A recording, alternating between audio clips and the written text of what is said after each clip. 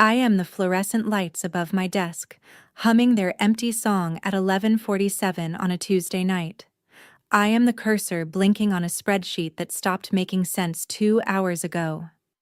I am the sound of my own breathing in a building that has been silent since the cleaning crew left at 9. I am anything, everything, except the woman who has to go home. My eyes burn.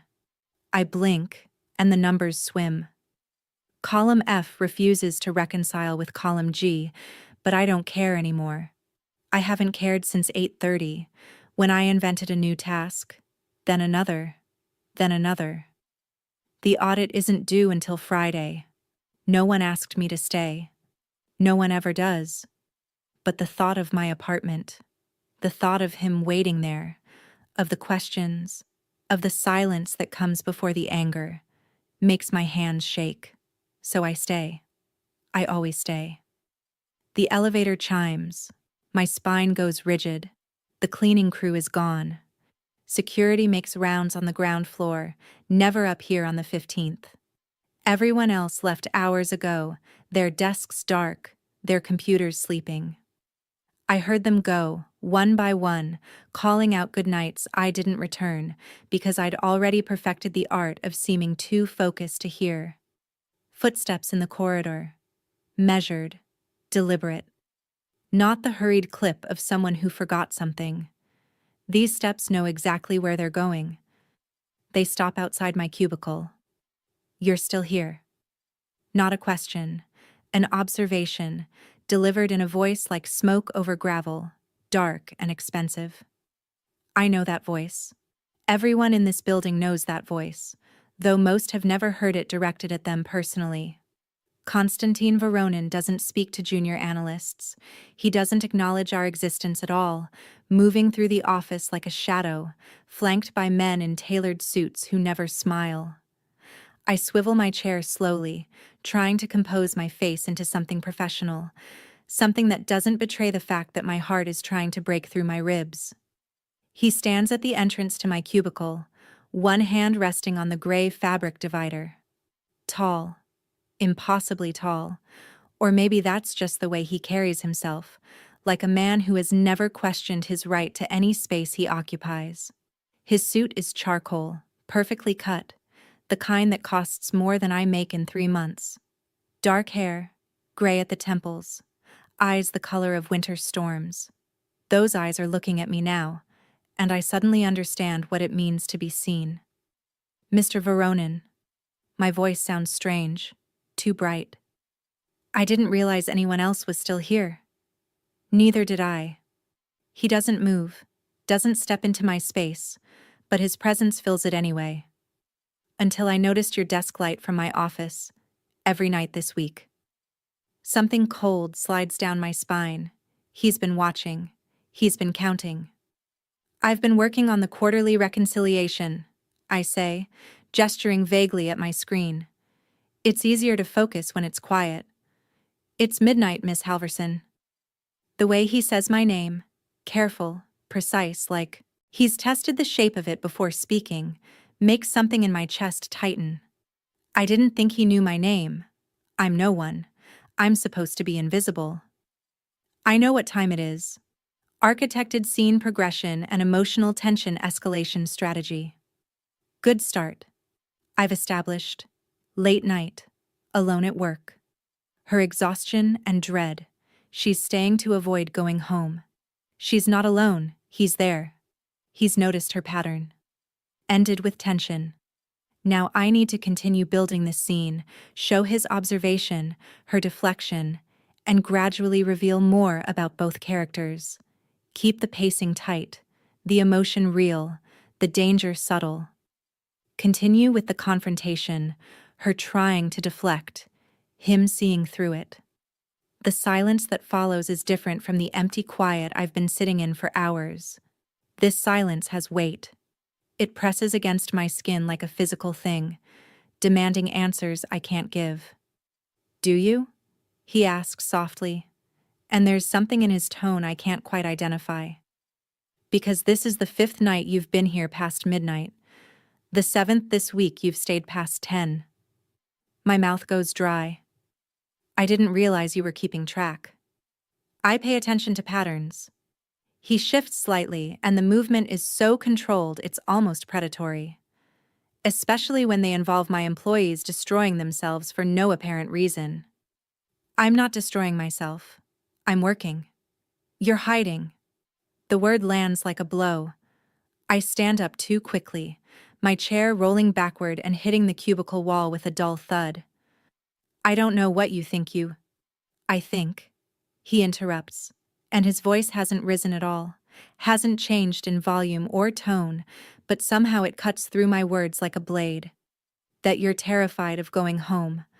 I think you've been terrified for a while, and I think you believe if you stay here long enough, whatever you're afraid of might simply cease to exist.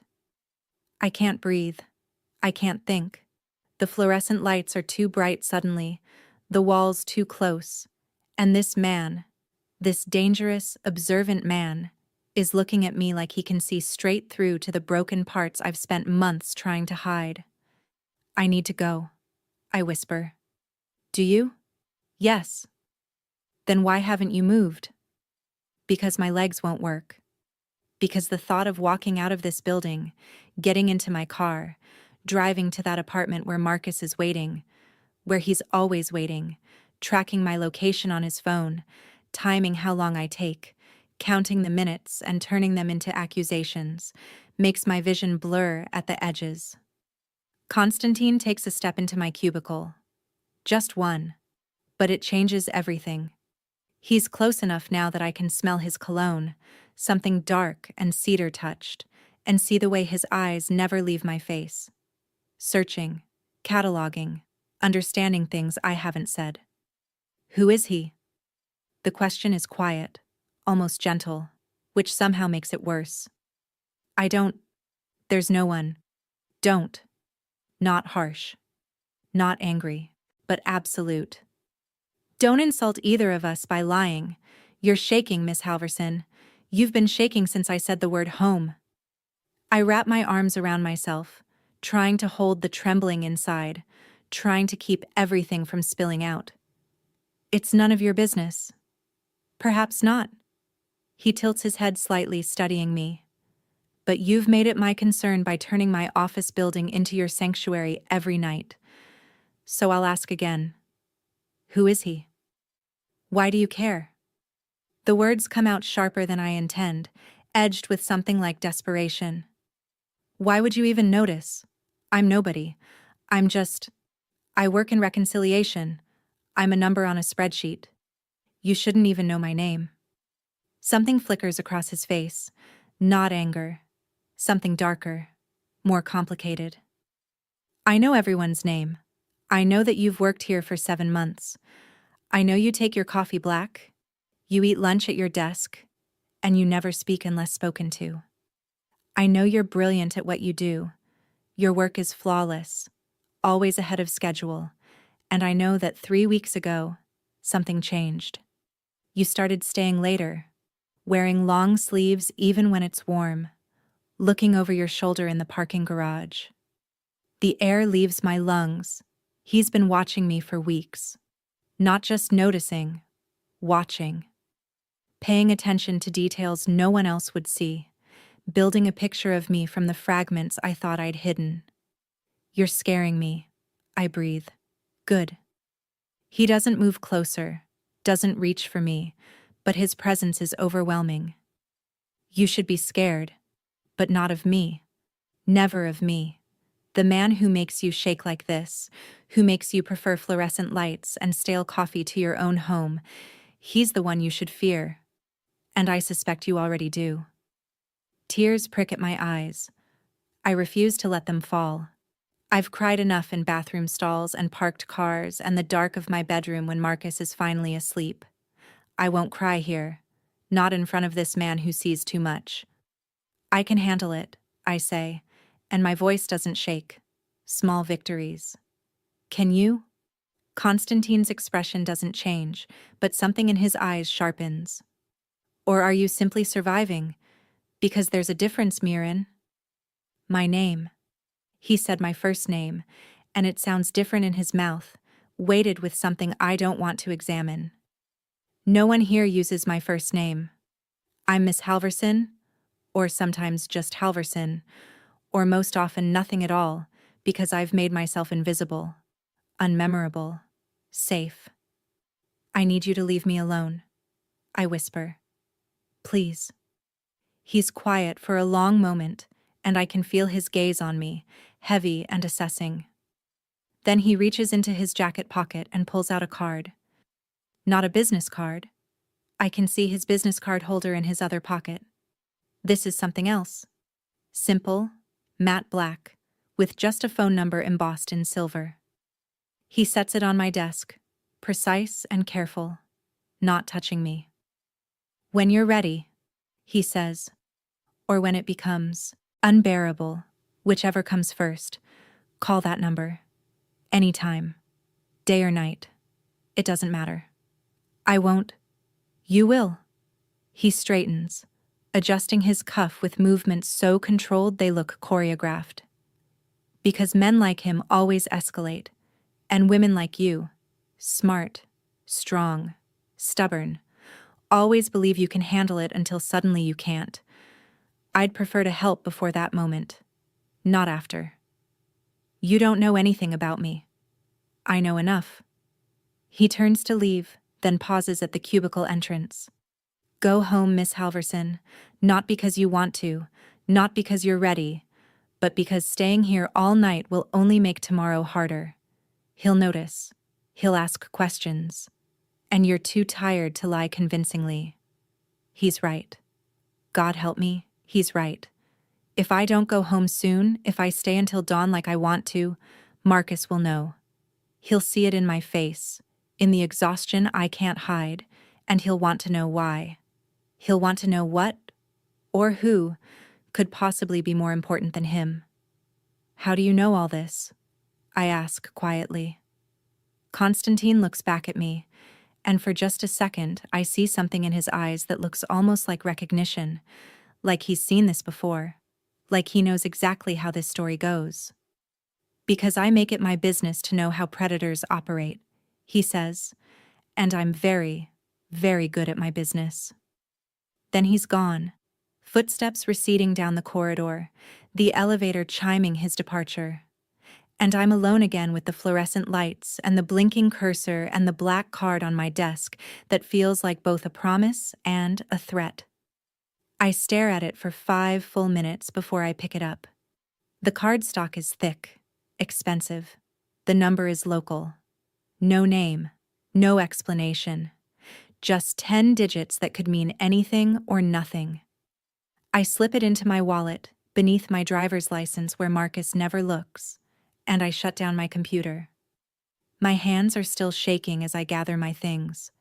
They're still shaking in the elevator, in the parking garage, in my car as I drive through empty streets toward the apartment that stopped feeling like home months ago. The lights are on when I pull into the lot. 3rd floor, corner unit. I can see his shadow moving past the window, and my stomach clenches with a familiar dread. He'll be angry. I'm later than usual, later than I've ever been on a weeknight. He'll have questions, and I'll have to answer them carefully, threading the needle between truth and fiction, giving him just enough to satisfy his need for control without revealing anything that might make this worse. I sit in my car for 3 minutes, breathing, preparing, building the armor I need to survive the next hour, the next night, the next morning. This is what I do. This is what I've been doing. This is fine. Except Constantine Voronin knows my name now. He knows my patterns. He knows I'm afraid. And somehow, that changes everything.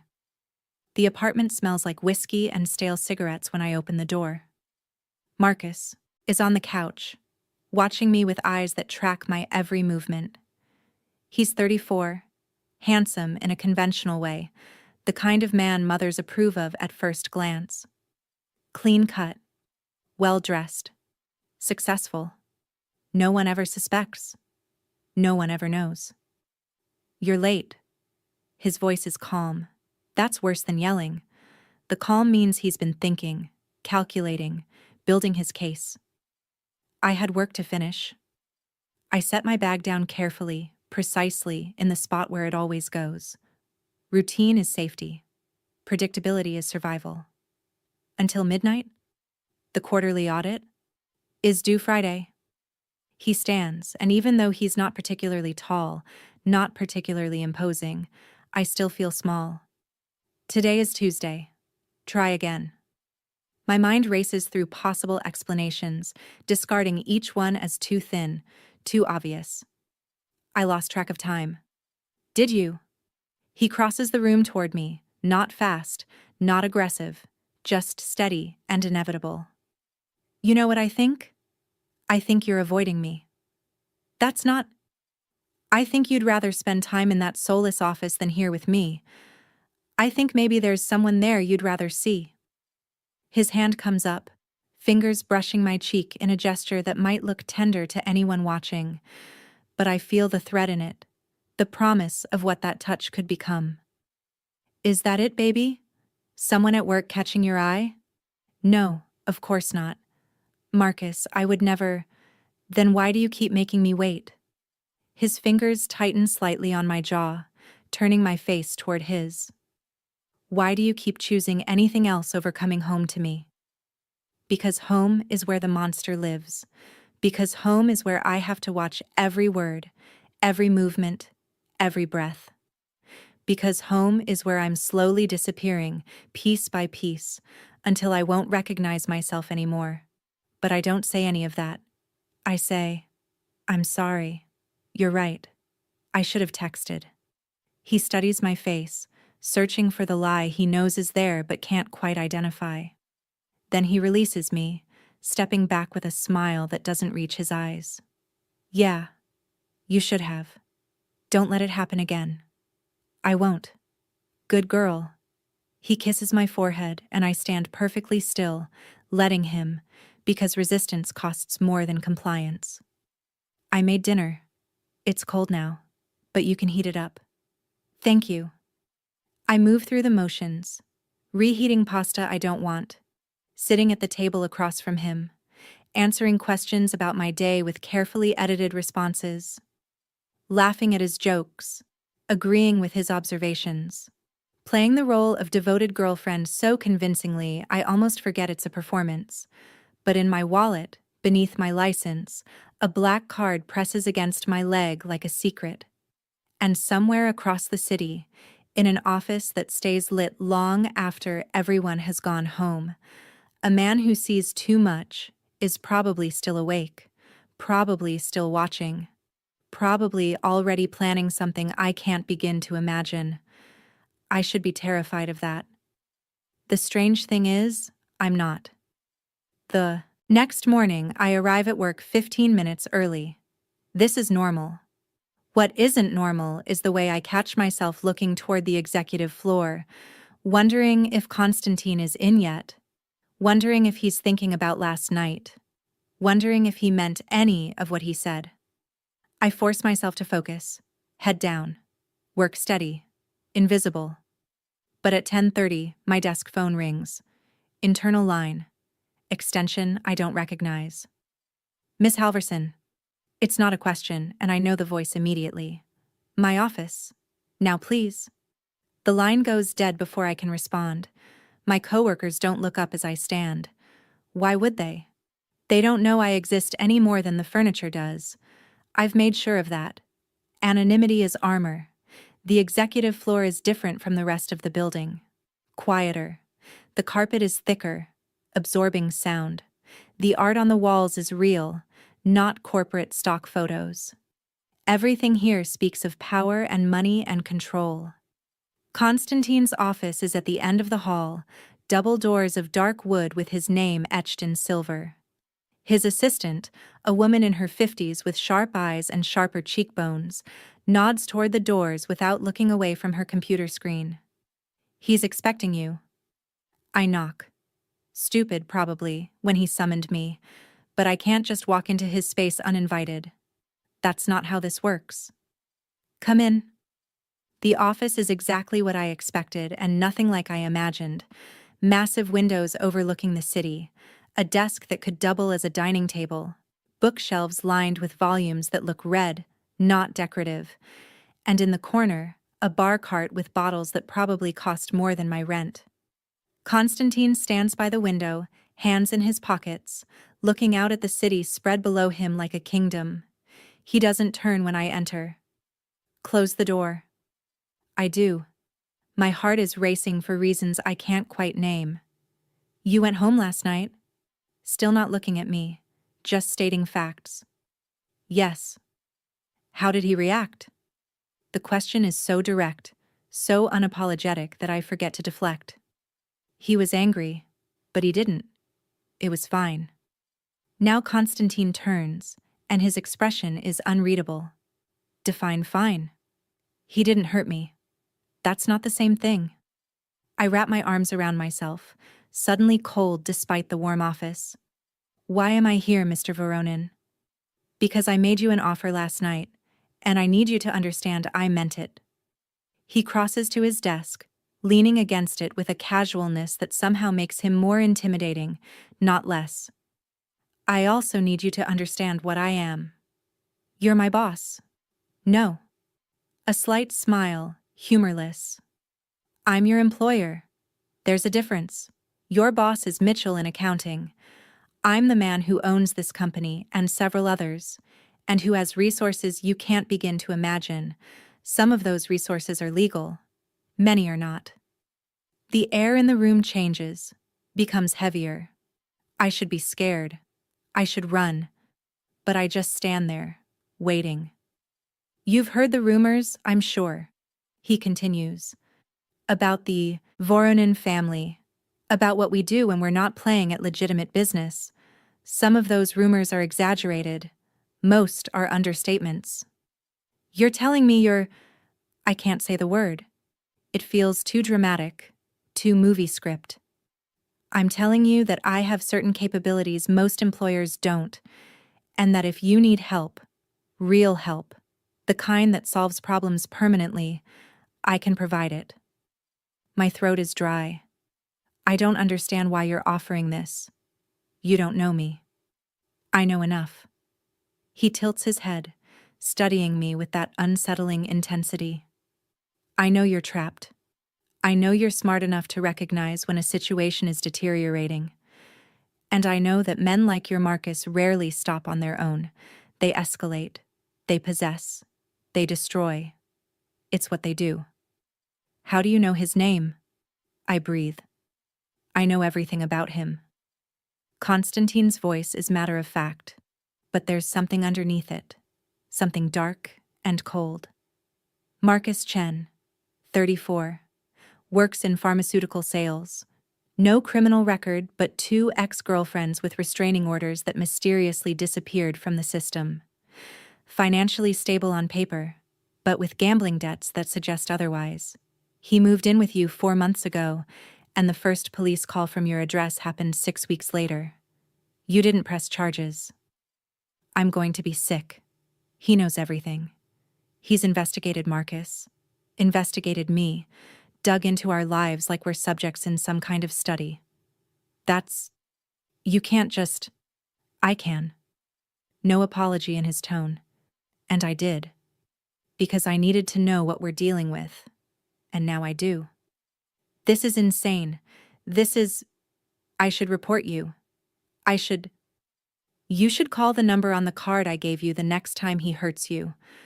Or the next time you think he might. Or the next time you're sitting at your desk at midnight because you're too terrified to go home. Constantine pushes off the desk, moving closer but stopping well outside my personal space. That's what you should do, Myron. Everything else is just noise. I never said he hurts me. You didn't have to. We stand there in silence, and I can feel the weight of his certainty pressing against my carefully constructed denials. He's right. Of course he's right. But admitting it feels like opening a door I'll never be able to close. I need to get back to work, I whisper. In a moment. He returns to his desk, pulling open a drawer and retrieving a key card. This is for the parking garage, executive level. Your car will be safer there. Harder to access. Harder to tamper with. Why would someone tamper with my car? Because men like Marcus think about control in expanding circles. Right now, it's your time, your attention, your choices. Soon, it will be your transportation, your communication, your connection to the outside world. I'd prefer to stay ahead of that curve. He's thought of everything, considered angles I haven't even imagined, and the terrifying part is that it all makes sense. I take the key card because refusing feels more dangerous than accepting. I don't understand why you're doing this. Because I can. He meets my eyes, and there's something in his gaze I can't quite read. And because no one else will. It's not a comforting answer. It's not even a good answer. But it's honest. And somehow, that matters. I should go. Yes. He opens the door for me, a strangely old-fashioned gesture from a man who has just admitted to being a criminal. Remember, Myron, any time, day or night. Don't wait until it's too late. I leave his office with my hands shaking and my mind spinning, and the key card feeling like a bomb in my pocket. His assistant doesn't look up as I pass. The elevator ride back to my floor feels endless. When I reach my desk, there's a coffee waiting. Black, no sugar. Exactly how I take it. And attached to the cup is a note in handwriting that's somehow both elegant and aggressive. Eat lunch. You're no good to anyone if you collapse. K. I look up toward the executive floor, but the ceiling is just ceiling. He's not there. He's not watching. Except he is. Somehow. In ways I can't see or predict. I drink the coffee. I eat the lunch I brought.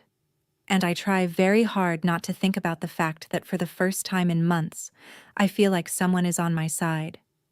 Even if that someone is the most dangerous man I've ever met. The week continues in a strange new rhythm. I arrive at work early. I leave at reasonable hours. 7, 8, never midnight. Constantine doesn't summon me again, doesn't speak to me in the corridors, doesn't acknowledge my existence in any public way. But there are signs, small things. A sandwich appearing on my desk at lunch when I forget to eat.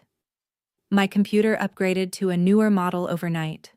The broken lock on my desk drawer mysteriously repaired. And always, I can feel him watching. Not in a creepy way, in a careful way. Like he's keeping track. Making sure I'm okay. Ready to intervene if I'm not. Marcus notices the changes immediately. You're different, he says Thursday night, watching me cook dinner with eyes that don't blink enough. Happier? Why are you happier? I'm not happier, I'm just... Work has been less stressful. Bullshit. He's on his third drink, which means the calm won't last much longer. You hated that job. You used to come home exhausted, miserable. Now you're practically fucking glowing. So I'll ask again. What changed? I focus on chopping vegetables, keeping my movements steady. Nothing changed. Maybe I'm just adjusting. To what? To us. To this. He's quiet for a moment and I risk a glance. He's staring at me with an expression I can't quite read. Suspicious. Calculating. Show me your phone. My hand still's on the knife. What? Your phone. Let me see it. Marcus, that's... Now. I pull my phone from my pocket and hand it over, hating the way my fingers tremble, hating that I've given him this power. He scrolls. Through my messages, my call history, my emails. He won't find anything. I've been careful. The black card in my wallet is the only evidence and he doesn't know about that. But he's looking for something. Some proof that his paranoia is justified. Who's Konstantin Voronin? He asks, and my heart stops. What? There's an email from him. Something about a benefits package update. Who is he? He owns the company. I keep my voice steady even though my pulse is racing. He sends company-wide emails sometimes. Just emails? Yes. You ever talk to him in person? Once. He called a meeting about quarterly targets. The lie comes easily. Too easily. I barely said 2 words. Marcus studies me for a long moment, then sets my phone down on the counter. Fine. But I'm watching you, Myron. I see the way you've been acting. Something's different. And if I find out you're lying to me, if I find out there's someone else, I swear to God, there's no one else. I meet his eyes, willing him to believe me. There's only you. He wants to believe it. I can see the need in his face, the desperate desire to trust me. But the doubt is there too, poisoning everything. Keep it that way, he says finally. Then he kisses me, hard and possessive, and I stand there and let him, because the alternative is worse. That night, after he's asleep, I lock myself in the bathroom and stare at my reflection in the mirror. There are no bruises, no visible marks. But I can see the damage anyway, written in the shadows under my eyes, in the tightness of my jaw, in the way I hold myself like I'm expecting a blow. I pull out the black card and stare at the number for a long time. I don't call. Not yet. But I think about it. God help me. I think about it. Friday morning, I'm at my desk by 7:30, working through the final reconciliation reports. The office is quiet, just a few early risers scattered across the floor. I'm so focused on the numbers that I don't notice him until he speaks. Working hard or hardly working? I jump, spinning in my chair. Constantine stands at my cubicle entrance holding 2 coffee cups. He's in a navy suit today, crisp white shirt, no tie. He looks like he just stepped out of a magazine spread for powerful men who could ruin your life with a phone call. Sorry, he says, though he doesn't sound particularly sorry. Didn't mean to startle you. I didn't think you'd be in this early. I'm always here early. He extends one of the cups toward me. Peace offering. I take it automatically, and the warmth seeps into my palms. For what? For being intrusive. For overstepping. For making you uncomfortable. He leans against the cubicle wall, casual and controlled. I've been told I have a tendency to steamroll people. It's not intentional, but it happens. You had me investigated, I point out quietly. I did. That's more than steamrolling. Yes. He doesn't deny it, doesn't apologize, just acknowledges the truth. But I don't regret it, and I won't pretend I do. I should be angry. I should tell him to leave me alone, to stop interfering, to let me handle my own life. But all I can think about is Marcus scrolling through my phone last night, the way his eyes narrowed when he saw Constantine's name, the threat implicit in every word. He's getting worse, I hear myself say. More paranoid. He wanted to see my phone last night. Constantine's expression doesn't change, but something shifts in his eyes. Something cold and dangerous. Did he hurt you? No. But he wanted to. I could see it. Then it's time. Time for what? To leave. He says it like it's simple. Like it's just a matter of walking out the door and never looking back. Pack a bag. I'll have someone pick you up from work today. You'll stay in one of my properties until we can make more permanent arrangements.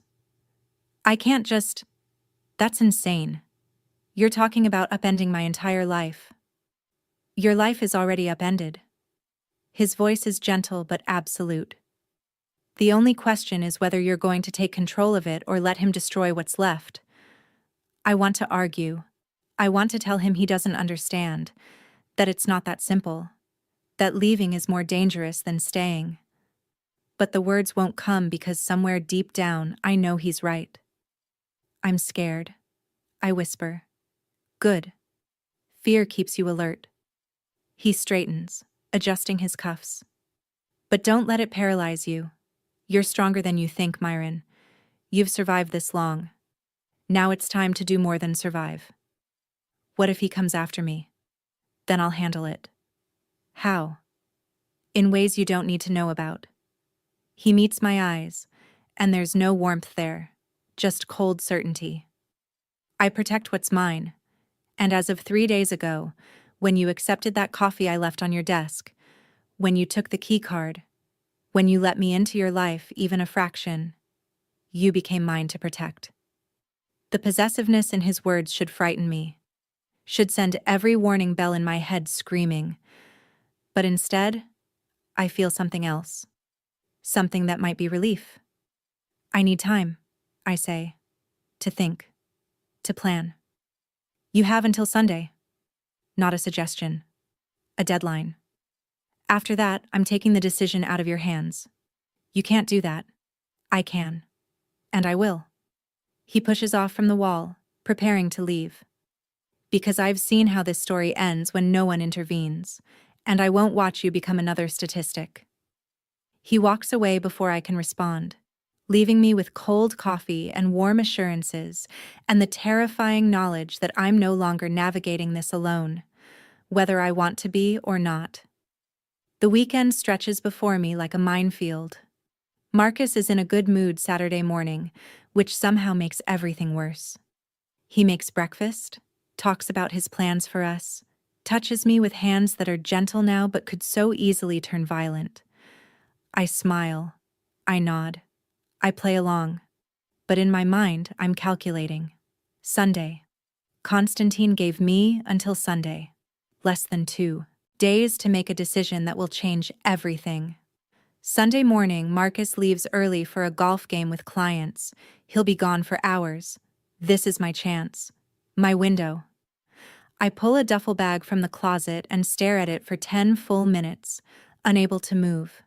Once I start packing, there's no going back. Once I admit I'm leaving, I have to follow through. My phone buzzes. Unknown number. Car will be outside at noon. Bring only what matters. Everything else can be replaced. K. He's made the decision for me, taken the choice away. I should be furious, but instead I feel something that might be gratitude. I pack quickly. Clothes, documents, laptop, photos of my parents. The few things that are actually mine, not ours, not his. Everything fits into one bag. My entire life, condensed into 40 pounds of fabric and memory. At 11:50, I stand in the middle of the apartment and look around. I lived here for 6 months. Shared meals and arguments and mornings and nights. Left pieces of myself scattered across this space. I'm not taking them back. I'm leaving them here, offering them up like a sacrifice, hoping they'll be enough to satisfy whatever hunger lives in Marcus's chest. At 11:55, I walk out the door and don't look back. The car waiting outside is black, sleek, with windows tinted so dark I can't see inside. The driver is a man in his 40s, built like a boxer, with eyes that catalog everything and reveal nothing. Miss Halverson?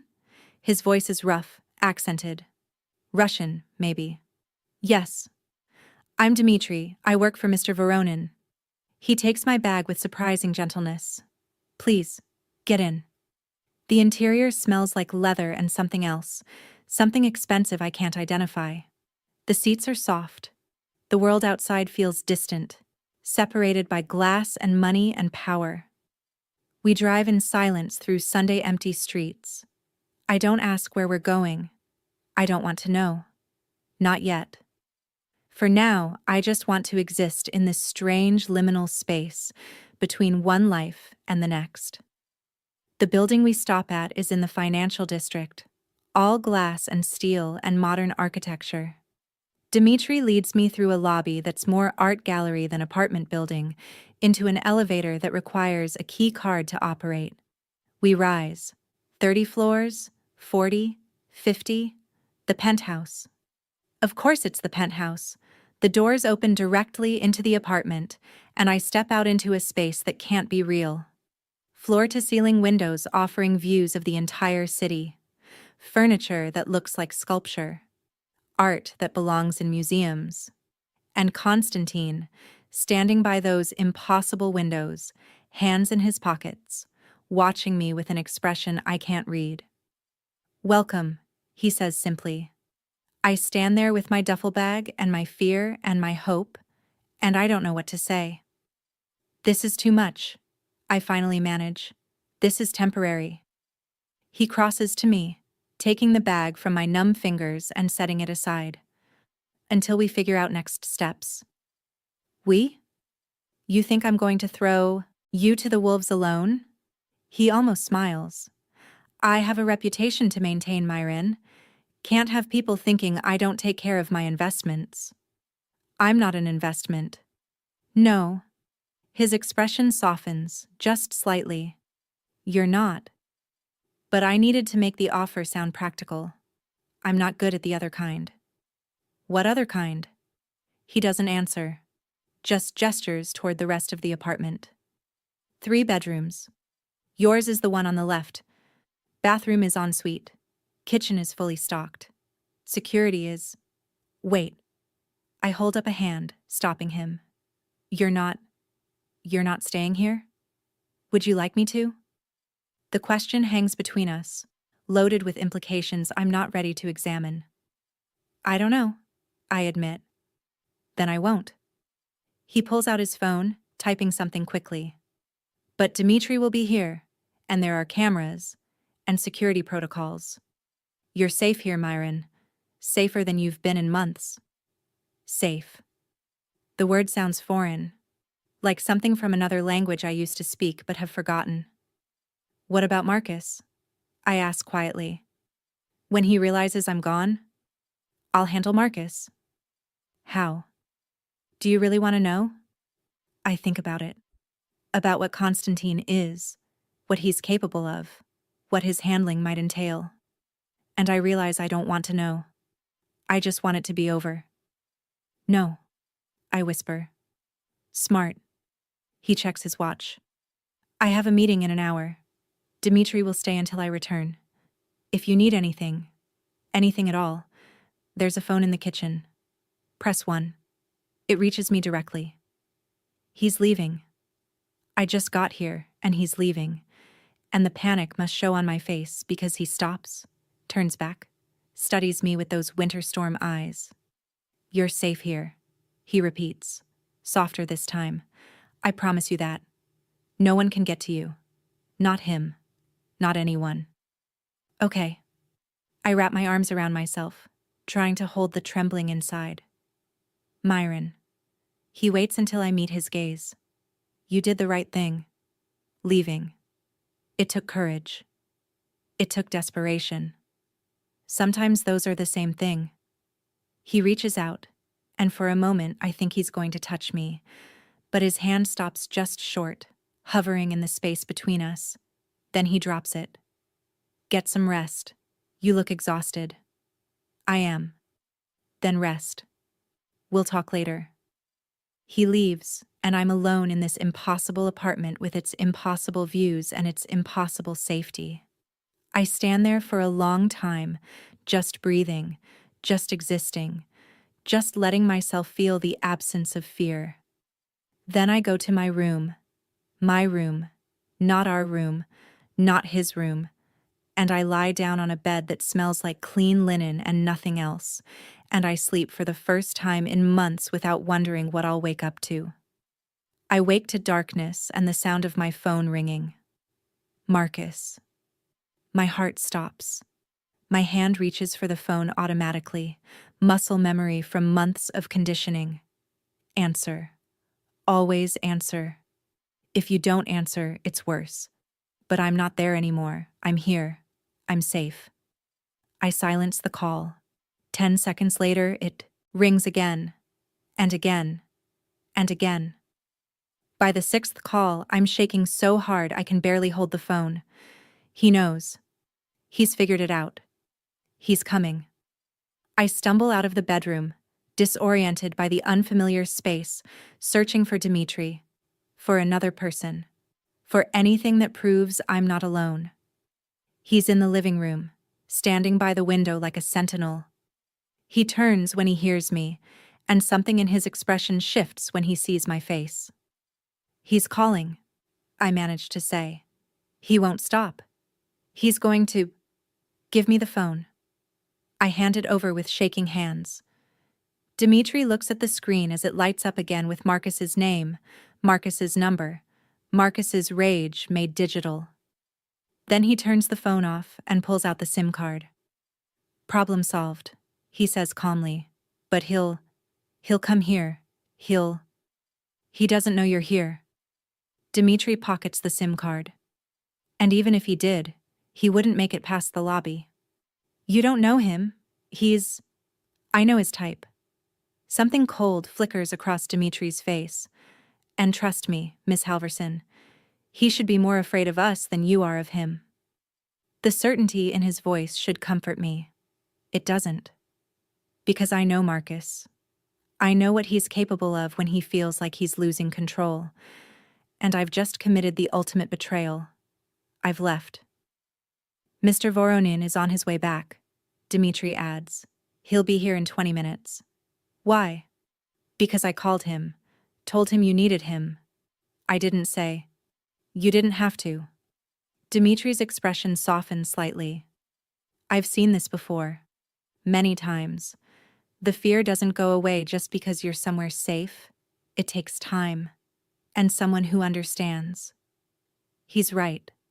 The fear is still here, crawling under my skin, making my hands shake and my breath come too fast. I'm safe in this fortress apartment with its security and its cameras and its guard. But my mind hasn't caught up to my body. My mind is still in that other apartment, waiting for the door to open, for the questions to start, for the careful control to slip into something worse. I sit on the couch, pulling my knees to my chest, making myself small. A habit. When you're small, you're less of a target. Dimitri doesn't comment, just moves to the kitchen and returns with a glass of water. Drink, he says. Not a suggestion, a command, but gentle. I drink. The water is cold and real and helps anchor me to this moment, this place, this reality. When the elevator chimes 18 minutes later, I'm still shaking, but at least I'm breathing normally. Konstantin emerges looking like he's been in a fight, tie loose, jacket missing, hair slightly disheveled. His eyes find me immediately, cataloging my state with a quick, thorough glance. Dimitri, he says quietly. Thank you. You can go. Dimitri nods and leaves without a word. The elevator doors close and then it's just us. Konstantin crosses the room and sits on the couch across from me, not beside me. Maintaining distance, giving me space. He called, he says. It's not a question. 11 times. My voice sounds hollow. I didn't answer. Good. But he knows. He knows I'm gone and he's going to do nothing. Konstantin's voice is calm, absolute. Because I'm going to make sure he understands that touching you again would be the last mistake he ever makes. I look up at that, meeting his eyes. You can't just. I can. I will. He leans forward, elbows on his knees, hands clasped. I told you what I am, Myron. I told you what I'm capable of. Did you think I was exaggerating? No, but. Then trust me when I say Marcus Chen is a problem I know how to solve. Permanently, if necessary. Temporarily, if you'd prefer. But solved. The casual way he discusses violence should terrify me, should send me running. But instead, I feel a sick sort of relief. Because for the first time in months, someone is offering to make this stop. Not to help me cope. Not to teach me to be stronger. But to actually end it. I don't want him dead, I whisper. Then he won't die. But he will disappear from your life. Completely. Irrevocably. No contact. No attempts to find you. No messages or calls or showing up at your work. He will understand that you are untouchable. And he will believe it. How can you guarantee that? Because I'm very good at making people believe things. He tilts his head, studying me. Especially when those things are true. I should ask more questions, should demand details, logistics, explanations. But I'm so tired, so exhausted from months of vigilance, of fear, of trying to stay 3 steps ahead of a man whose mood shifted like weather. Okay, I say simply. Constantine's expression shifts slightly. Surprise, maybe. Okay? Make him go away. I don't care how. I can't do this anymore. I can't be afraid anymore. You won't have to be. He stands, and for a moment, I think he's going to leave. But instead, he moves to the window, looking out at the city. There's something you should know about why I'm doing this. You said it's because you can. That's part of it, but not all. He's quiet for a long moment, and when he speaks again, his voice is different. Rougher. My mother stayed with my father for 15 years. He hit her, controlled her, isolated her from everyone who might have helped, and no one intervened. No one thought it was their business. No one wanted to get involved. My throat tightens. Constantine? She died when I was 17. Officially, it was an accident. She fell down the stairs. Broke her neck. He turns and his eyes are empty. But I knew. I'd always known. And I'd done nothing because I was a coward. Because I was afraid of him too. You were a child. I was old enough to know better. Old enough to call someone, to tell someone, to do something. His hands curl into fists at his sides. So when I see what I saw in you, that fear, that exhaustion, that desperate need to disappear, I intervene. Always. Because maybe I can't save her, but I can save you. The air between us is heavy with old grief and new purpose. I stand, moving toward him without thinking, drawn by something I don't understand. I'm sorry, I say quietly. About your mother. Don't be sorry. He looks at me, and there's something in his eyes I haven't seen before. Something human beneath the control. Just be safe. That's enough. We stand there by the window, the city spreading out below us like a promise or a threat. And I realize something. This man, this dangerous, powerful, criminal man, is the first person in months who's made me feel like I matter, like my fear is valid, like my safety is worth fighting for. Thank you, I whisper. Don't thank me yet. A ghost of a smile. Wait until the job is done. Will you tell me? When it's finished? Do you want to know? I think about it. About Marcus. About what he deserves. About what justice might look like when it's delivered by a man who operates outside the law. Yes, I say. I want to know. Then I'll tell you. He checks his watch. It's late. You should sleep. Will you stay? Just in the apartment? I don't want to be alone. Something flickers across his face. I'll stay. He takes the guest room. I hear him moving around, the quiet sounds of another person existing in the same space. It should feel intrusive. Instead, it feels safe. I lie in bed and stare at the ceiling and think about all the choices that brought me here, all the moments I could have left, should have left, didn't leave, all the times I told myself it would get better, he would change, I could manage. And I think about Constantine, watching me from his office, noticing patterns, seeing what I'd tried so hard to hide, intervening when no one else would, taking control because I couldn't. I should resent that. The way he's inserted himself into my life, made decisions for me, assumed authority he hasn't earned. But I don't. Because for the first time in longer than I can remember, I feel like I might actually survive this. Monday morning, I wake to the smell of coffee and the sound of quiet conversation. For a disoriented moment, I think I'm back in the apartment with Marcus, that everything was a dream, that I'm still trapped. Then I remember. I left. I'm safe. I'm here. I pull on clothes and venture into the kitchen. Konstantin is there, dressed for work in a charcoal suit, talking quietly with Dmitri. They stop when they see me. Good morning, Konstantin says. Coffee. Please. He pours me a cup, black, no sugar, because he remembers, and slides it across the counter. How did you sleep? Better than I have in months. Good. He exchanges a look with Dmitri. We have a situation. My stomach drops. Marcus? He filed a missing persons report last night, claimed you left without explanation, that he's worried about your safety. Konstantin's tone is dry. Very convincing performance. The police are looking for you. Oh God. I set the cup down before I drop it. What do I? Nothing. You do nothing. He pulls out his phone, showing me a message. You're going to text him. Tell him you're safe. Tell him you needed space. Tell him you'll be in touch when you're ready. Short. Simple. Enough to close the missing persons case, not enough to give him leverage. He'll want to meet.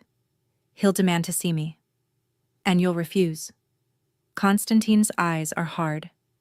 This is non-negotiable, Miran. You send the message. You don't engage beyond that. Understood? I nod, even though my hands are shaking again. He hands me my phone. When did he get my phone? Already open to a new message. I type what he's dictated, my fingers clumsy on the screen. I'm safe. I need space. Please respect that. I'll contact you when I'm ready. Good, Konstantin says when I show him. Now block his number. I hesitate. But if he... Block. His. Number. Not angry, but absolute. I block it. And just like that, Marcus's access to me is severed. It should feel liberating. Instead, it feels terrifying, like I've just made things irrevocably worse. He's going to escalate, I say quietly. Let him. Konstantin takes the phone, does something with it I can't see, then hands it back. I've installed security software. It tracks your location, monitors your calls, alerts me if anything seems wrong. And before you argue about privacy, understand that your safety is more important. I wasn't going to argue. He looks surprised by that.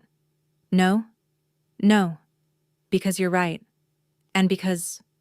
I take a breath. Because I trust you. I don't know why. I probably shouldn't. But I do. Something shifts in his expression. Softens. That trust is not misplaced. I promise you that. What happens now? I ask. Do I just hide here forever? You go to work. You maintain your routine. You live your life. He finishes his coffee, sets the cup in the sink with precise movements. But you're not alone anymore. Dmitri will drive you. Security will be watching. And I'll be available if you need me. This is insane. I breathe. This whole situation, you, me, all of it. Perhaps. A slight smile. But sometimes insanity is the only rational response to an irrational situation. He leaves for work, and I'm left with Dmitri and my coffee, and the strange new reality of my life. I get ready slowly, putting on armor of makeup and professional clothes, preparing to face the office, my co-workers, the questions that might come. But when Dmitri drives me to work in the black car with its tinted windows, when he walks me to the elevator and tells me he'll be waiting when I'm done, I realize I'm not facing this alone. I have backup now. I have Konstantin. The office feels different. The same desks, the same people, the same fluorescent lights. But I'm different, so everything else is too. My coworkers don't notice. They never do. I slide into my cubicle and start working, losing myself in numbers and spreadsheets and the comfortable predictability of financial data. At lunch, my desk phone rings. Extension I recognize now. Yes? I answer. My office. 5 minutes. Konstantin hangs up before I can respond. I take 6 minutes, just to prove I can, just to assert some small measure of control. His assistant waves me through without comment. I'm starting to think she knows everything and says nothing, which might be the most valuable skill in this building. Constantine is at his desk when I enter, reading something on his computer. He doesn't look up. Close the door. Lock it. I do, my pulse quickening. Is something wrong? No, but we need to talk. Sit. I sit in the chair across from his desk, and he finally looks at me, studies me, searches my face for something. Marcus showed up at your work this morning, he says. Security turned him away, but he made a scene, demanded to see you, got aggressive when they refused. My blood goes cold. Is he still? He's gone, and he won't be back. Constantine's expression is unreadable. I had a conversation with him, made certain things clear. What kind of conversation? The kind that doesn't leave room for misinterpretation. He leans back in his chair, fingers steepled. He understands now that you're under my protection. He understands what that means. And he understands the consequences of testing it. You threatened him. I made him a promise. There's a difference. His eyes are cold. He's free to live his life, Myron. Just not anywhere near yours. I should feel relieved. I should feel grateful. Instead, I feel something that might be guilt. What if he doesn't listen? What if he... Then I'll keep my promise. Constantine's voice is gentle but absolute. You need to understand something. Men like Marcus, they operate on a simple principle. Power. They believe they have it. They believe they can take it. They believe no one will stop them. I disabused him of that notion. How? Do you really want details? I think about it. About what Constantine is capable of. About what Marcus deserves. About what justice looks like when it's delivered by someone who doesn't play by conventional rules. No, I admit. I just want to know it's over. It's over. He stands, moving to the window that overlooks the city. But there's something else we need to discuss. What? Us. The word hangs in the air between us, heavy with implication. I stand slowly, moving to join him at the window, maintaining a careful distance. What about us? I ask quietly. I need you to understand that what I'm doing, protecting you, housing you, involving myself in your life, it's not because I expect anything in return. He's choosing his words carefully, precisely. You're vulnerable right now. I recognize that. I won't take advantage of it. I know. He looks at me, and I can see the surprise in his eyes. Do you? Yes. Because if you wanted to take advantage, you already would have. Instead, you gave me my own room. You maintained distance. You've been respectful in ways Marcus never was. I take a breath. You've made me feel safe. That's not manipulation. That's just kindness. I'm not kind, Myron. You are to me. We stand there in silence, the city spread below us, and I can feel something shifting, something changing. The air between us is charged, electric, dangerous in a completely different way than Marcus's anger ever was. I need you to know, Constantine says slowly, that when you're ready, if you're ever ready, to explore, whatever this is between us, I'll be here. But not before, not while you're still healing, not while the power imbalance is this stark. What if I'm never ready? I ask quietly. Then we remain employer and employee. I continue to ensure your safety. And this, whatever this is, remains unspoken.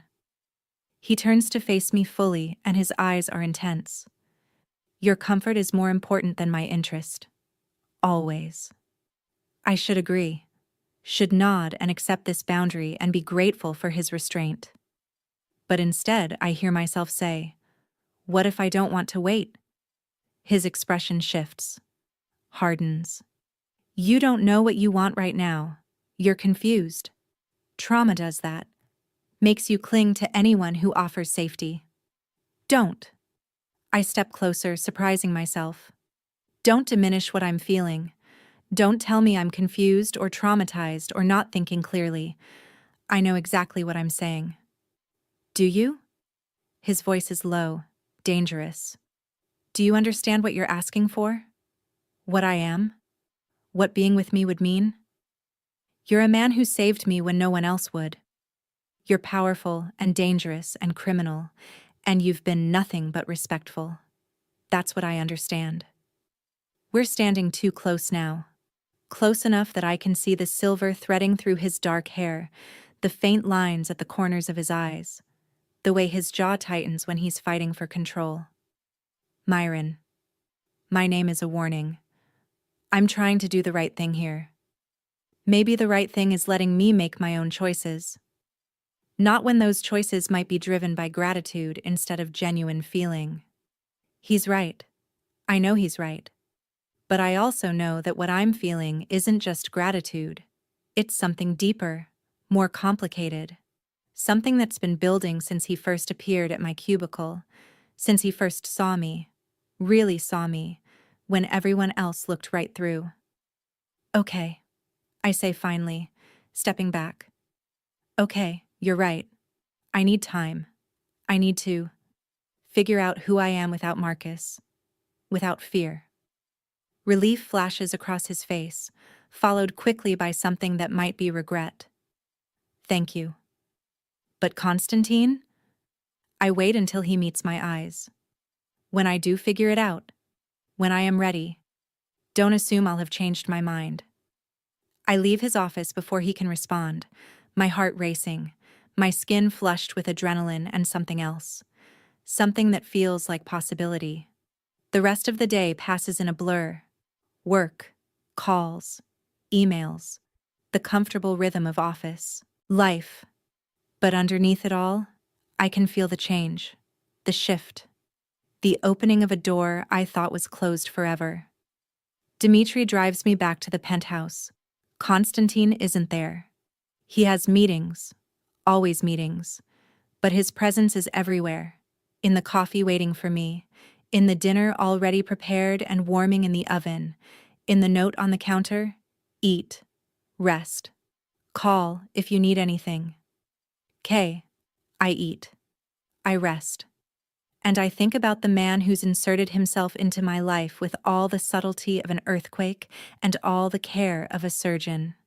That night, alone in the massive penthouse with its impossible views, I finally let myself cry. Not for Marcus, not for what I lost, but for what I survived, for the strength it took to walk away, for the terror of those final months, for all the times I thought I wouldn't make it through. And I cry because for the first time in so long, I actually believe I will.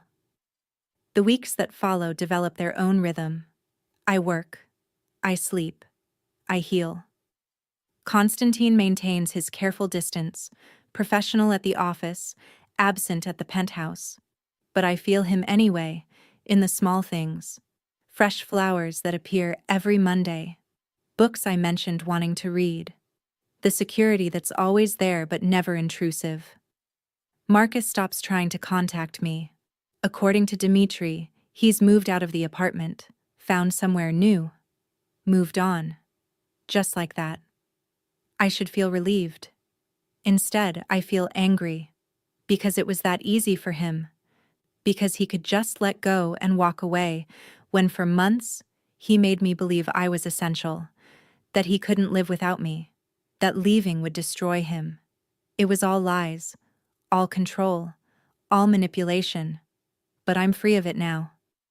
A month after I left, Constantine invites me to dinner. Not at the penthouse, a restaurant, public, neutral. Is this a date? I ask when he extends the invitation in his office. It's dinner, he says carefully. Between two people who have become friends. Friends. Unless you'd prefer a different term. I consider it. We're not friends. Friends don't make your pulse race when they enter a room. Friends don't make you think about them constantly, wonder what they're doing, wish they were closer. No, I say. Friends is fine. It's absolutely not fine, but I'm not ready to name what this actually is. The restaurant is elegant, understated. The kind of place where the staff knows Constantine by name and doesn't question when he requests the private room in back. I'm not trying to hide you, he says when he sees my expression. I'm trying to give us privacy. There's a difference. I know. We sit, we order, and for the first time since this all began, we talk. Really talk. Not about Marcus. Not about safety or protection or the logistics of my new life, but about ourselves, our histories, our hopes. I learn that Constantine collects first editions, that he speaks 5 languages, that he hates oysters and loves opera, and once spent 3 months in Tokyo learning sword-making techniques from a master craftsman. He learns that I wanted to be a marine biologist, that I'm afraid of heights but love swimming, that I've never been outside the country but dream of seeing the northern lights. We could go, he says casually over dessert, to see the lights. Iceland, Norway, wherever you'd like. That's too much. Why? Because you've already done too much. Given too much. I can't. Mirren. He sets down his fork, giving me his full attention. I'm not keeping a ledger. I'm not tracking debts or favors or obligations. I'm offering because I want to. Because the thought of experiencing that with you appeals to me. If it doesn't appeal to you, say so. But don't refuse because you think you owe me something. You don't. I study his face, searching for the manipulation, the hidden agenda, the catch. But there's nothing. Just honest interest. Just genuine care. Okay, I say quietly. Okay. You'll go? Or okay. You understand? Both. His smile is rare enough to be precious. Good. We linger over coffee, neither of us wanting the evening to end. Outside the restaurant, his car is waiting. Dmitri at the wheel, as always. I'll take you home, Constantine says. The penthouse? Unless you'd prefer somewhere else? I almost laugh. The penthouse is the only home I have now. Everything else is just places I used to live. In the car, we sit in comfortable silence. His hand rests on the seat between us, and I find myself staring at it. Strong, scarred, capable of violence and gentleness in equal measure. Before I can talk myself out of it, I reach over and take it. His fingers close around mine immediately, warm and certain. He doesn't say anything, doesn't need to. The gesture says enough. At the penthouse, he walks me to the door like a gentleman from another era. Thank you for dinner, I say. Thank you for the company. Constantine? Yes? I'm ready. He goes very still. Ready for what? To stop pretending this is just friendship. To stop pretending I don't feel what I feel. I meet his eyes, and I'm not afraid. Not of him. Not anymore. I'm ready to see where this goes. For a long moment he doesn't move, doesn't speak. Then he reaches out, slow enough that I could stop him, and cups my face in his hand. Are you certain? His voice is rough. Because once we cross this line, I won't be able to go back. I won't be able to pretend I don't want you. That I haven't wanted you since the moment I saw you drowning in that cubicle. I'm certain. He kisses me then. Soft. Careful. Like I'm something precious that might break. And I kiss him back, pouring months of fear and hope and gratitude and want into the press of my lips against his. When we break apart, we're both breathing hard. Come inside, I whisper. No. I pull back, hurt. What? Not tonight. He smooths his thumb across my cheekbone, and the tenderness in the gesture makes my chest ache. Tonight was about making intentions clear. Tomorrow we can explore what those intentions mean. But tonight, I want you to be absolutely certain. I want you to wake up tomorrow and still want this. Still want me. I will. Then tomorrow. He kisses my forehead, chaste and sweet. Sleep well, Myron. He leaves me standing in the doorway, aching and wanting and more alive than I've felt in years. And I realize that this careful, controlled, respectful courtship is what love is supposed to feel like. Not possession, not control, not fear disguised as passion. Just this, just him, just us. Tomorrow can't come fast enough. I barely sleep. Every time I close my eyes, I feel his hand on my face, his lips on mine, the promise in his touch. When dawn finally breaks, I'm already awake, already dressed, already waiting. My phone buzzes at 7. A text from Constantine. Good morning. Did you change your mind? I type back immediately. No. Did you? His response is instant. Never. I'll pick you up at 8. Dress casual. Casual. I stare at my closet, wondering what casual means to a man like him. I settle on jeans and a soft sweater, simple and comfortable. The me I used to be, before Marcus, before fear, before survival became my full-time job. The me I'm becoming again. At 8 exactly, the elevator chimes. But it's not Dmitri who emerges. It's Constantine, in jeans that should be illegal, and a black Henley that shows off the strength in his shoulders. Hi, I say, suddenly shy. Hi. He looks me over, and whatever he sees makes him smile. Perfect. Come on. Where are we going? You'll see. We take the elevator down to the parking garage, but instead of the usual black sedan, he leads me to a different car. Sleek, silver, clearly fast. You're driving? I ask. Today requires a personal touch. He opens the passenger door for me, then rounds to the driver's side. We drive out of the city, toward the coast. The landscape changes gradually, buildings giving way to trees, concrete to sand, noise to silence. I don't ask where we're going. I just trust. An hour later, we pull up to a house. Not a mansion, not a penthouse, just a house. Modern, all glass and clean lines, perched on a cliff overlooking the ocean. What is this place? I ask as we get out. Mine, well, one of mine. I come here when I need to think, to breathe, to remember that there's more to life than boardrooms and balance sheets. He takes my hand, and the touch is natural now. Easy. I wanted to share it with you. Inside, the house is all light and space. Windows frame the ocean like living paintings. The furniture is comfortable, lived in. This isn't a showplace. This is a home. It's beautiful. I breathe. I'm glad you think so. He leads me to the kitchen, where coffee is already brewing. I had someone come by earlier. Stock the fridge. Make sure everything was ready. You planned this. I hoped. He pours 2 cups, hands me one. There's a difference. We take our coffee out onto the deck. The ocean stretches before us, endless and powerful and free. I breathe in salt and possibility. I want to show you something, Constantine says. But first, I need to tell you a story. We sit on the deck chairs and he begins. After my mother died, I became someone else, someone hard, someone dangerous. I convinced myself that caring was weakness, that attachment was vulnerability, that the only way to survive was to never let anyone close enough to hurt you.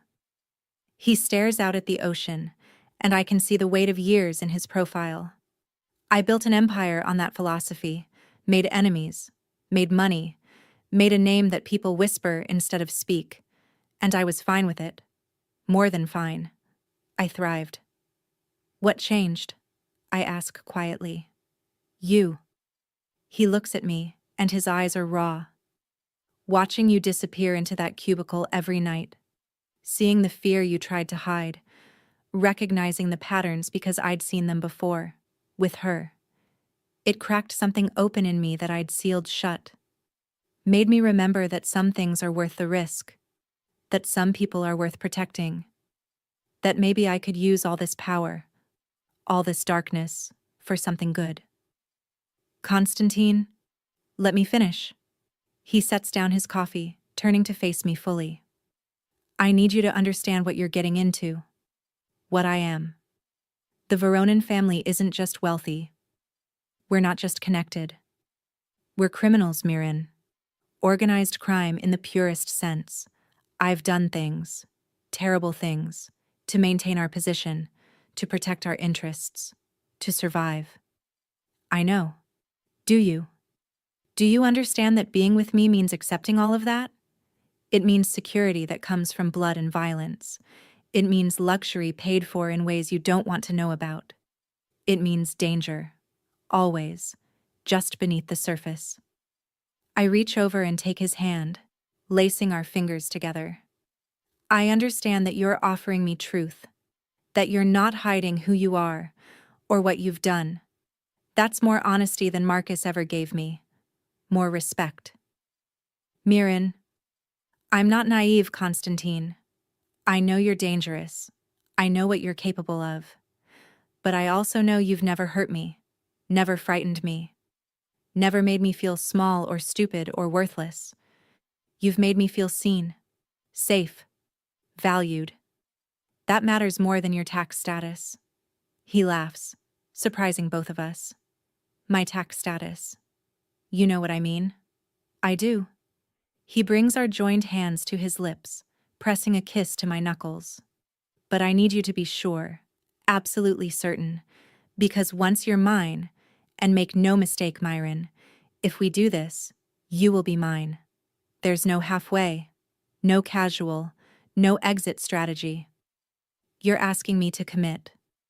I'm asking you to understand what commitment means in my world. I think about it, about what he's offering, about what it means. Not just a relationship, not just love, but belonging to someone who belongs to a darkness I can only glimpse. What do you need from me? I ask. Honestly? He considers the question, and I can see him choosing honesty over comfort. Loyalty, trust, the knowledge that you won't run when things get complicated, and they will get complicated. The understanding that my world is violent and unpredictable, and that you'll be part of that, whether you're active in it or not. And what do I get? Everything. Simple. Absolute. My protection, my resources, my complete and utter devotion, the freedom to be exactly who you are without fear. A life where you never have to make yourself small again. I stand, moving to the railing that overlooks the ocean. He follows, standing close but not touching, giving me space to think. I should be scared, I say quietly. I should run. Any rational person would. Yes. But I'm not scared of you. I'm scared of going back to who I was before. Scared of playing it safe and ending up alone. Scared of choosing security over living. I turn to face him. You make me feel alive, Constantine. For the first time in years, I feel like I actually exist. You've always existed. No. I survived. That's different. I step closer, close enough to feel his warmth. I want more than survival now. I want to actually live. With me? His voice is careful. Knowing what that means? Yes. Miran. I kiss him. Not soft like last night. Not careful. I kiss him like I mean it, like I'm choosing him, like this is a decision I'll never regret. He responds immediately, his hands coming up to frame my face, and the kiss deepens into something that steals my breath and my sense and my last hesitations. When we finally break apart, we're both shaking. Inside, he says, and his voice is rough. Now. I let him lead me into the house, down a hall to a bedroom that's all white and light and ocean view. He pauses at the threshold. Last chance, he says. We can stop here. Go back to the city. Pretend this was just a nice day at the beach. I don't want to pretend. Then don't. He pulls me close and I can feel his heart racing. But understand this, Myron. After today, you're mine. Completely.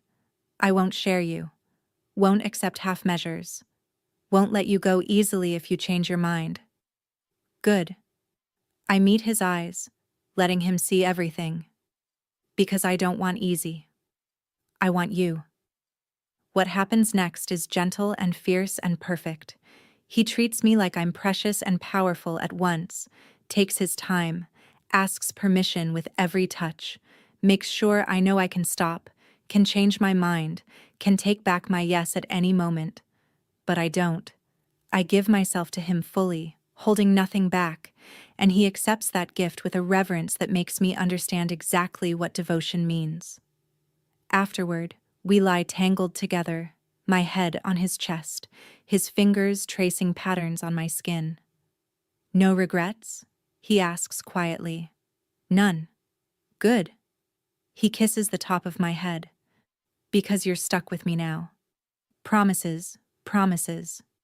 He laughs, and the sound is so rare, so genuine that I treasure it. We stay at the beach house for the weekend, 3 days of existing outside the world, outside expectations, outside everything except each other. We cook together, walk the beach, talk about everything and nothing, make love like we're trying to memorize each other. On Sunday evening, reality intrudes in the form of Konstantin's phone. He answers it in Russian, his voice changing from soft to sharp in seconds. When he hangs up, his expression is serious. What's wrong? I ask. Marcus violated the terms of our agreement. He's been following you, taking pictures, building a file. His jaw tightens. It ends tonight. What are you going to do? Make sure he never bothers you again. He stands, already shifting into someone else, someone harder. The man who built an empire on blood and fear. I need you to stay here. Dmitri is on his way.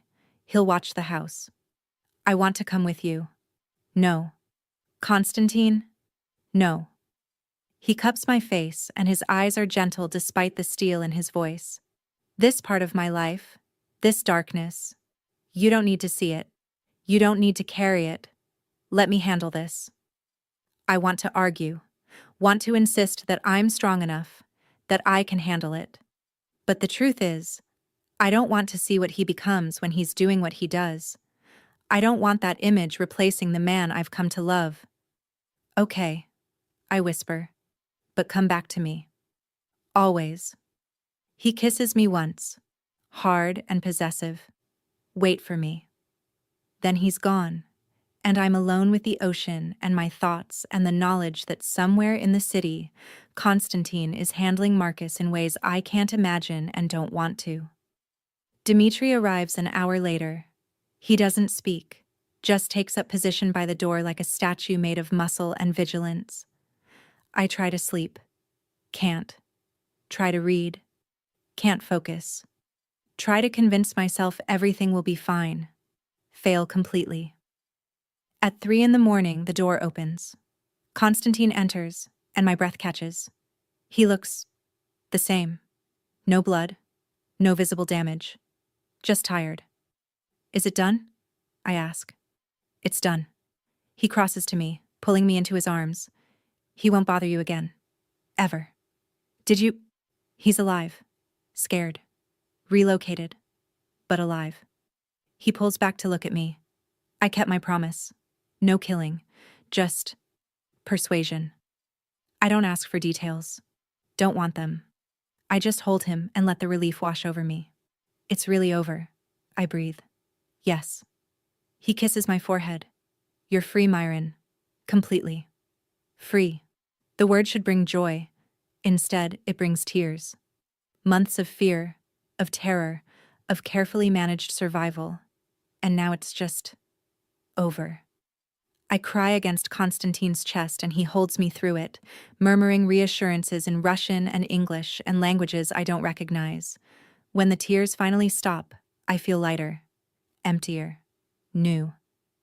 What happens now? I ask. Now we live. He smooths my hair back from my face. However you want. Wherever you want. The penthouse. Here. Somewhere else entirely. It's your choice. What do you want? You. Simple. Honest. Anywhere. Everywhere. Always. I kiss him, tasting salt and relief and future. Then that's what you'll have. 6 months later, we're in Iceland, watching the northern lights dance across the sky in ribbons of green and violet and impossible beauty. We're staying in a small hotel, nothing fancy, because Constantine insisted I choose, and I chose experience over luxury. He stands behind me, arms wrapped around my waist, chin resting on my shoulder. Thank you, I say quietly. For what? For seeing me, for saving me, for giving me a life worth living. Myron. He turns me to face him, and his eyes are serious. You saved yourself. You made the choice to leave, to trust me, to take the risk. I just provided the means. You provided everything. No. He shakes his head. You provided the courage, the strength, the faith. I just recognized it. We stand there under the impossible sky, two broken people who found each other in darkness and chose light. I love you, I tell him. First time I've said it. I know. A slight smile. I've known for months. Arrogant. Observant. He pulls me closer. And for the record, I love you too. Have since that first night when you tried to pretend you weren't terrified. I was very convincing. You were terrible at it. I laugh, and it feels like freedom. Later, back in our room, tangled together in warmth and contentment, I think about how far I've come. From that woman drowning in fluorescent light and spreadsheets and fear, to this, to him, to happiness that feels earned rather than stolen. Constantine? I whisper into the darkness. No regrets? None? His arms tighten around me. You're mine, Myron. For as long as you'll have me. Forever then. Forever works. I close my eyes, safe in the arms of the most dangerous man I've ever known, and I sleep without fear for the first time in my life. Tomorrow, we'll fly home. Tomorrow, we'll return to the real world with its complications and dangers and obligations. But tonight, under the northern lights, in the arms of a man who saw me when I was invisible, I'm just a woman who survived and found something better than safety on the other side. I found love. Real, honest,